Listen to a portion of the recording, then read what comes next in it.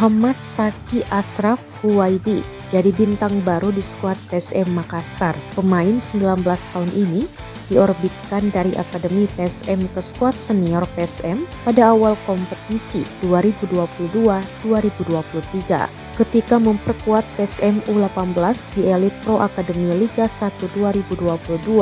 Ia tampil cemerlang, cetak 14 gol dan 12 assist.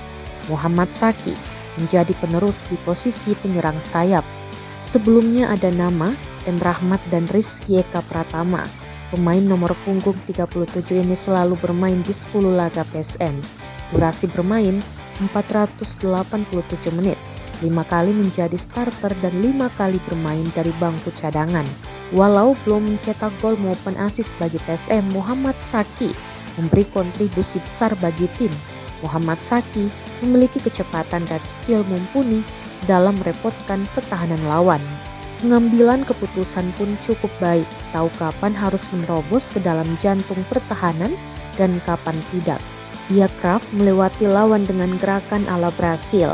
Dalam bertahan, pemain asal Kolaka Utara ini cukup mumpuni. Daya juang, pantang menyerah, dan berani berduel selalu diperlihatkan.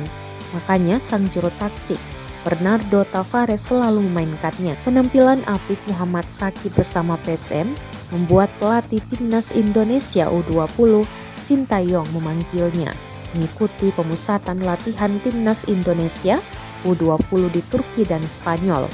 Timnas ini akan menjadi cikal bakal skuad yang akan dibawa mengarungi Piala Dunia U20 di Indonesia pada 2023. Pengamat sepak bola Tony mengatakan Muhammad Saki sudah tampil bagus sejauh ini, sisa meningkatkan levelnya, caranya dengan latihan keras. Muhammad Saki harus kuat dalam duel 1 lawan 1, perbaiki crossing dan finishing sebagai penyerang sayap. Sementara pelatih Akademi PSM Irfan Rahman menilai Muhammad Saki memiliki karakter pekerja keras. Dia tidak pernah berhenti berlari, tidak ayal. Ia mampu tampil reguler di PSM dan dipanggil ke timnas Indonesia U20.